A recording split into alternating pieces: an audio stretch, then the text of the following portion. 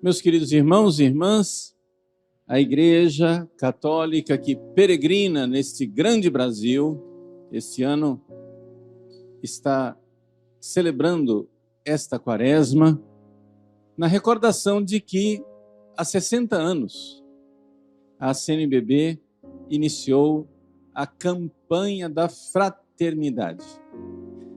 Qual é a finalidade da campanha da fraternidade?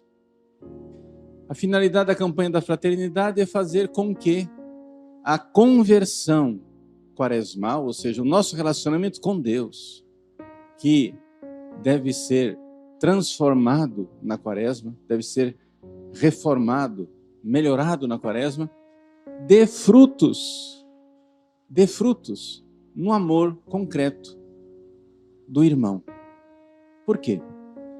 Porque, como diz São João, quem diz que ama a Deus, que não vê, mas não ama o irmão a quem vê, é um mentiroso. Então, assim como quando a gente vai atender alguma pessoa em direção espiritual,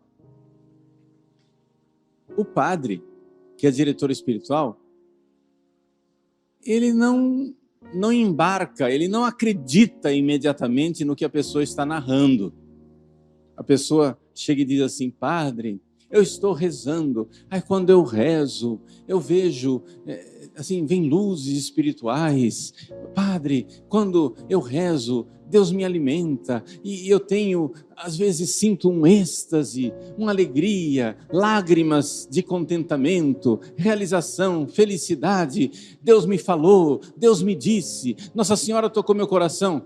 O diretor espiritual, se ele é um bom diretor espiritual, ele fica coçando a barba, ouvindo aquilo,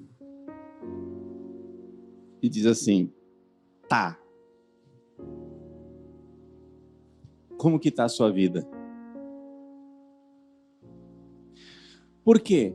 Porque se a oração é verdadeira, se essas coisas que estão sendo narradas são verdadeiras, existe um fruto. E a gente verifica isso, qualquer diretor espiritual sabe disso.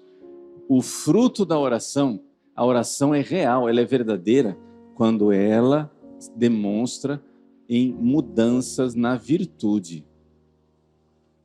A pessoa está ficando mais paciente em casa, está ficando mais generosa, está largando aquelas manias de mentir, de passar a perna nos outros, de tirar proveito. A pessoa está ficando mais casta, mais pura, está deixando aquelas piadinhas sujas. Se a pessoa está mudando na sua vida, então essa oração que ela está narrando para mim é verdadeira. Ou seja, a igreja já aprendeu durante os séculos que a conversão e o relacionamento com Deus, ele é profundo, verdadeiro, concreto, real, se a gente conseguir aferir na vida da pessoa uma mudança no relacionamento com os irmãos. Senão, é conversa fiada. Senão tem alguma coisa errada naquela oração. Vejam, eu quero que vocês entendam, rezar é bom, rezar é importante, nós precisamos rezar sempre, rezar mais, cada vez mais. Mas se você está rezando e a sua vida não está mudando, tem alguma coisa errada na sua vida de oração. Então é esta convicção que está por trás da campanha da fraternidade. A quaresma é um tempo de oração mais intensa. A quaresma é um tempo de penitências. A quaresma, porém, para que isso tudo seja autêntico e verdadeiro, precisa ser um tempo de amor mais intenso, de virtudes cristãs concretas, né, que a gente vê acontecer.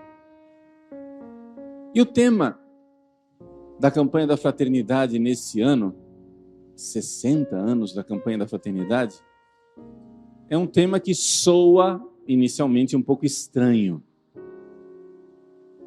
Amizade social. Mas o que quer dizer amizade social? O Evangelho de hoje vai nos ajudar muito a perceber isso. Primeiro, antes de falar de social, a gente precisa falar de amizade.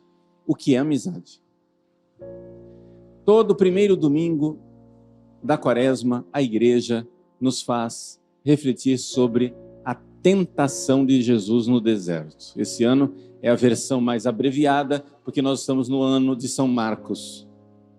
Então, não tem a narrativa da tentação, aquele diálogo, não é, entre Jesus e o demônio. Simplesmente vem a notícia que Jesus ficou no deserto durante 40 dias, que o Espírito Santo levou Jesus para o deserto, né?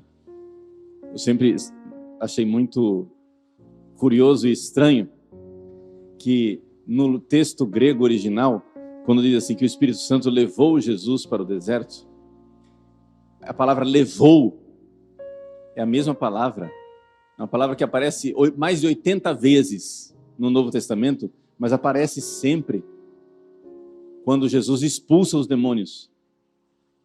Ou seja, o verbo ekbalo quer dizer empurrar para fora, né? Pôr para fora, expulsar, praticamente, né? E então Jesus expulsa o demônio dos corpos das pessoas, da vida da pessoa. E aqui é interessante que o Espírito Santo expulsa Jesus para o deserto. Para quem lê o original grego, fica chocado com o verbo, né? Fica, mas por que São Marcos escolheu entre tantos verbos que ele podia escolher para o Espírito Santo que manda Jesus, né?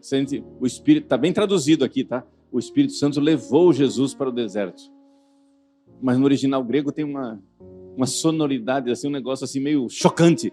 O Espírito Santo expulsou Jesus para o deserto, como se fosse uma violência, um ímpeto, né?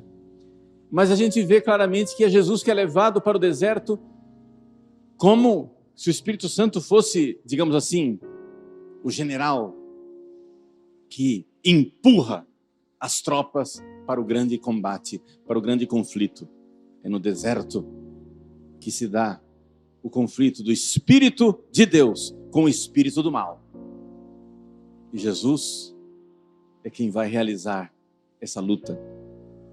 Pois bem, ali foi tentado por Satanás. A palavra Satanás aqui não é indiferente, porque a palavra Satanás, ela é a palavra Satã, não é? É o adversário, é o inimigo, é o acusador, é o contrário da amizade. Nós estamos querendo investigar o que é a amizade social. Jesus é então jogado no reino da inimizade pelo Espírito Santo, para vencer, né? O que é a inimizade aqui? Vamos entender. Vejam, meus queridos, os demônios eram anjos bons, que foram criados na amizade com Deus. O que é amizade? Amizade é o seguinte: uma pessoa é meu amigo quando ele ama as mesmas coisas que eu amo e quando essa pessoa rejeita as mesmas coisas que eu rejeito. Essa é a coisa mais interessante na amizade, né? Porque assim, as pessoas têm uma ideia um pouco romântica de amizade, assim, ai, que é amigo, ai, eu gosto dessa pessoa, essa pessoa gosta de mim, eu gosto dessa pessoa, essa pessoa gosta de mim. Qualquer um sabe, qualquer um que tenha tido amigo por um pouquinho mais de tempo do que simplesmente um ano, que esse negócio enjoa. Esse negócio de, eu gosto de você, você gosta de mim, isso aí é uma bobagem. Isso aí não vai para frente. O que realmente fundamenta a amizade é quando as pessoas amam as mesmas coisas e rejeitam as mesmas coisas. Você se senta na mesa com um amigo, aquele amigo lá que gosta do mesmo time que você gosta. Ou então, que vão comentar aquele time adversário que perdeu. Você conversa com gosto porque tem o mesmo interesse. Você ama as mesmas coisas e rejeita as mesmas coisas. Né? Por que é que às vezes, quando você se converte, você se sente deslocado com os seus amigos? Porque agora aquilo que você ama não é o que eles amam. O pessoal pensa assim, não, vamos fazer alguma coisa para fulano se converter, sei lá, por exemplo, tem esses movimentos dos acampamentos de oração, os acampamentos vão lá e converte, tem aquele choque espiritual e a pessoa se converte. Ótimo, muito bem, parabéns. O problema é o depois. Porque depois, você pegou essa pessoa, arrancou ela de um lugar e vai ter que plantar em outro. Você vai ter que dar novos amigos para essa pessoa. Sabe por quê? Porque agora que ela está convertida, as pessoas que antes eram amigas vão começar a olhar para ele com estranheza. Por quê? Porque você já não ama mais a mesma coisa que amava antes. Antes, qual era a sua conversa com os seus amigos? Você conversava de quê? De sem vergonhice? O que atraía a sua amizade era o gosto pela cerveja? Nada contra a cerveja, mas que a cerveja seja o fundamento de uma amizade, eu acho uma coisa um pouco estranha, né? O que é a amizade? Você antes gostava de coisas ilícitas, pecaminosas, ruins. Agora, de repente, você senta na mesa com os seus antigos amigos, eles continuam gostando daquelas coisas ruins. E aquilo já não diz mais nada para você, porque você conheceu Deus, começou a amar Deus. Então vocês veem que ali tem alguma coisa que muda na amizade.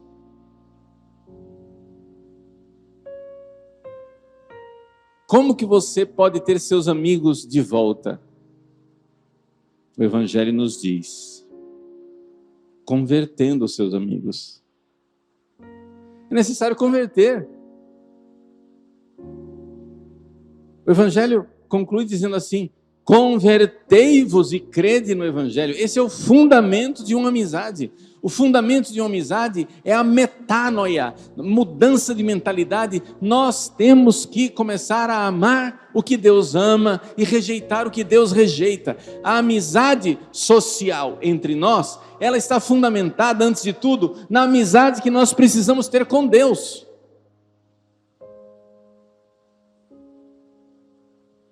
O que é amizade com Deus? Por que é que Satanás é o inimigo? Os anjos foram criados como amigos de Deus. Mas de repente eles rejeitaram o que Deus amava e começaram a amar o que Deus rejeitava. Considerando que talvez você não seja Deus, né? Não sei.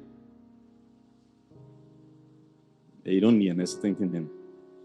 Considerando que talvez você aí que está me ouvindo não seja Deus, eu acho que você não vai ser o critério da amizade social. Não são as suas opiniões que vão ser as opiniões que vão criar amizade social. Ou seja,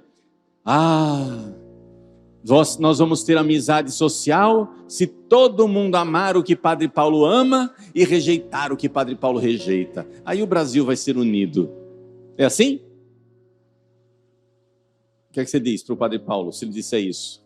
Menos. Né? O senhor não é Deus, seu Padre Paulo. Ora, se nós vamos nos unir em fraternidade, a campanha, como é que é o nome da campanha? Da fraternidade. Se nós vamos nos unir como irmãos, é porque tem um Pai comum. E comece a amar o que Deus ama. E a rejeitar o que Deus rejeita. Só tem esse jeito de ter amizade social. o bem comum do Brasil. Todo mundo está notando, o Brasil está polarizado. É ou não é verdade? O Brasil está polarizado. Isso é um fenômeno que está acontecendo e é impressionante o quanto a internet ela é um instrumento de polarização. Por quê? É um mecanismo que tá voltado para o ganho. As plataformas querem ganhar. Então eles ficam mostrando para você o conteúdo que sabe que é o seu interesse. A internet só mostra o que você quer. Só mostra o que você quer. Só mostra o que você interessa. Se você não interessa naquilo, se você rejeita aquele conteúdo, ele não mostra mais. Ele vai mostrando sempre o que você quer ver. É ou não é? Você vai comprar um sapato. Aí faz uma pesquisa de sapato. Olha, pode garantir que para o resto do mês vai aparecer sapato nas propagandas. Aí se você começa a se interessar por conteúdos políticos que vão para a esquerda ou para a direita, ele vai mostrar sempre aqueles conteúdos para você. Então a internet ela cria uma ilusão de unanimidade, onde os grupos políticos, os grupos de interesse, vivem na sua pequena bolha, sem saber que o outro existe, que existem outras opiniões, que existe um outro modo de ver o mundo. E de repente, quando esses dois mundos colidem no mundo real, acontece a polarização, o conflito. Não sei se dá para você notar isso na sua família. Você está lá na bolha da internet, com aquelas opiniões. Aí faz uma reunião de família. Desgraceira velha. Senta para uma reunião de família e aí acontecem os conflitos. Mas como você pensa assim? Todo mundo pensa diferente. Só que cada um tem o seu todo mundo, entendeu? O meu todo mundo pensa assim, o meu todo mundo pensa assado. Está feita a polarização. Então, essa campanha da fraternidade, ela é muito oportuna, porque nós precisamos, como brasileiros, nos desarmar e sair dessa polarização. É uma polarização que existe dentro da própria igreja. Porque dentro da própria igreja, cada um está com o seu mundinho. Cada um dialoga só com quem quer dialogar. Pequenas bolhas. Então tem a bolha tradicionalista. Tem a bolha sede vacantista. Tem a bolha contra o Vaticano II. Tem a bolha pró-Vaticano II. Tem a bolha da teologia da libertação. Tem a bolha da teologia liberal. Tem a bolha do liberalismo moral. Cada um tem a sua bolha. Mas se nós vamos ser católicos, ou seja, universais, se nós vamos ter essa amizade, como que a gente quer ter amizade social se a gente não tem amizade nem dentro da igreja? Explica para mim como é que vai acontecer isso. Nós precisamos baixar as armas, mudar a nossa mentalidade e o critério, talvez, o critério da unidade, talvez não sejam as opiniões do Padre Paulo. Talvez o critério da unidade seja aquilo que Deus quer, onde o Padre Paulo vai ter que se converter. Mas também todos os outros. Então, vai ter amizade entre nós quando o Padre Paulo convertido encontrar os inimigos do Padre Paulo que também se convertem. E quando todo mundo estiver disposto a metanoia, a mudar de ideia, mudar sua visão, para quê? Para causar uma profunda amizade com Deus. uma profunda amizade com Deus, com Cristo Jesus, com nosso Senhor, irá causar uma profunda amizade entre nós. Eu experimento isso, né, como padre. Quantas vezes vem pessoas de fora aqui na nossa paróquia, né? O pessoal está passando por Cuiabá, aí vem aqui na paróquia para dar um abraço, para tirar uma foto, né? Para conhecer quem que é esse Padre Paulo, né? Quem que é esse Padre Overlan. O pessoal da paróquia já está acostumado, né? Quando vê um grupinho diferente assim, girando lá na sacristia, já sabe o que é, né? Já sabe o que estão querendo. Mas a gente encontra pessoas que eu nunca vi. E você imediatamente já sente amizade. Por quê? Porque você vê que aquela pessoa ama as coisas de Deus. E você que ama as coisas de Deus, sente uma sintonia com aquela pessoa. Amizade é amar as mesmas coisas e rejeitar as mesmas coisas. Portanto, para que haja amizade social, é necessário que todos mudemos de mentalidade. E a mentalidade que precisa ser adotada não é a de um partido ou de outro partido, de um grupo ou do outro grupo, mas que nós baixemos as armas e todos façamos um esforço para enxergar o que de Deus está sendo dito quando o outro diz uma coisa que me incomoda. Muitas vezes o outro diz uma coisa que me incomoda. Mas existe ali alguma coisa de Deus. Então vamos supor o grupo que vem à missa e quer a liturgia perfeita. Quer a liturgia maravilhosa, a liturgia com incenso, a liturgia com um canto sagrado, etc e tal. Um outro grupo vem à missa e diz: isso aí é burguesia, nós temos que ir lá com os pobres. Nós temos que ir em direção às pessoas necessitadas. O que adianta? Todo mundo aqui com incenso subindo, sobrepeliz bonita, né?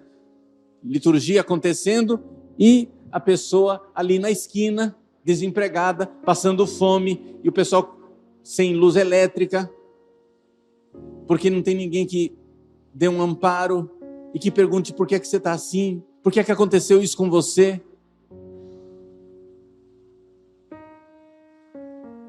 Não adianta nada. Essa liturgia bonita aqui é hipocrisia. Na vida, ali que está o evangelho, no pobre. Aí o pessoal do lado de cada liturgia diz: mas você não reza nunca. Você não vai à missa, não reza, não faz o culto a Deus. Quando vai fazer uma liturgia que é toda descuidada.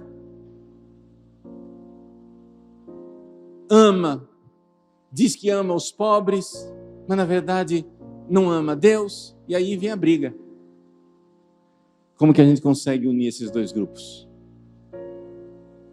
Baixa a arma e veja que Deus merece o culto litúrgico. Baixa a arma e veja que você precisa arregaçar suas manguinhas e fazer alguma coisa pelos pobres. As duas coisas. Nós somos católicos. A beleza de ser católico é que o católico não precisa escolher. Ele pode querer tudo, como diz Santa Teresinha. Eu escolho tudo. Eu escolho tudo. O católico não precisa escolher. É só escolher tudo de bom. Todas as coisas boas podem ser escolhidas. Escolher, em grego, é uma palavra feia. Chama-se hairesis. É daí que vem heresia. O contraste do católico para o herege é isso. O católico não precisa escolher no que ele vai crer. Ele crê em tudo aquilo que Deus revelou. Tudo.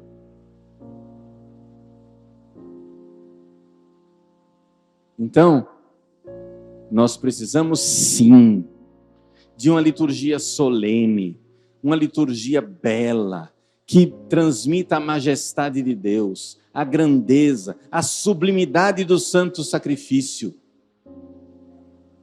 a maravilha de Cristo, o louvor e a honra devida a Deus. Mas precisamos também de arregaçar as mangas e nos sujar com o dia a dia. Me importar com as outras pessoas. Ter verdadeiro compromisso com as pessoas.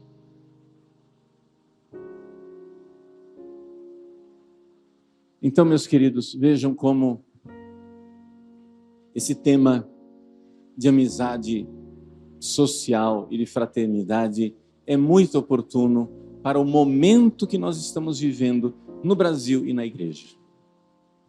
Como a internet está causando uma polarização, um fechamento de grupos em bolhas conflitantes, não dialogantes entre si.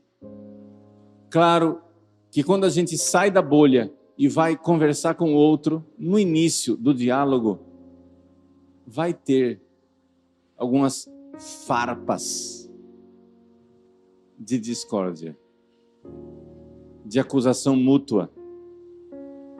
Mas se a gente fizer um esforço de não nos acusarmos mutuamente,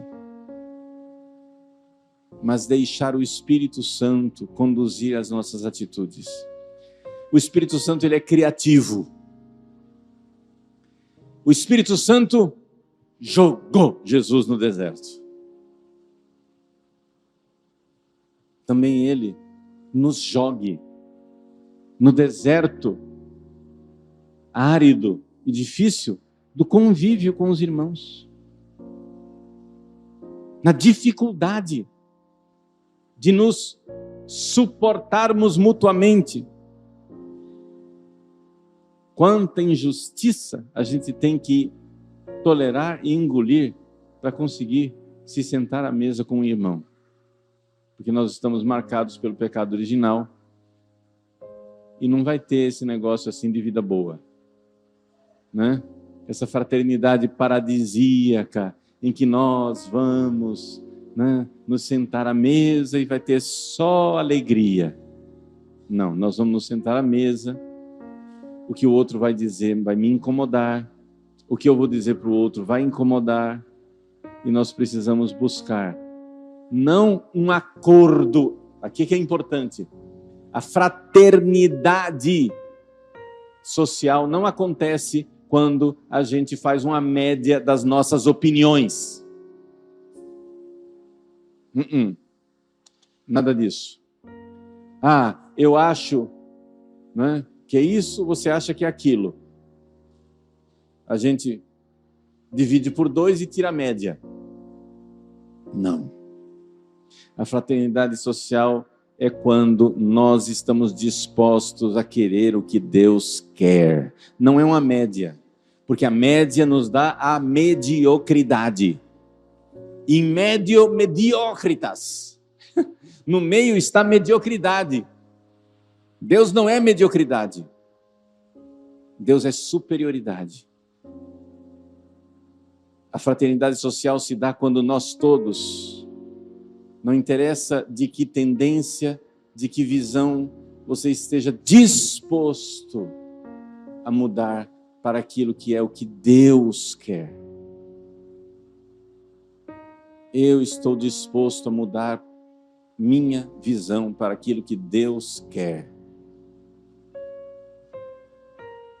Convertei-vos, mudai de mentalidade de Jesus e crede no Evangelho.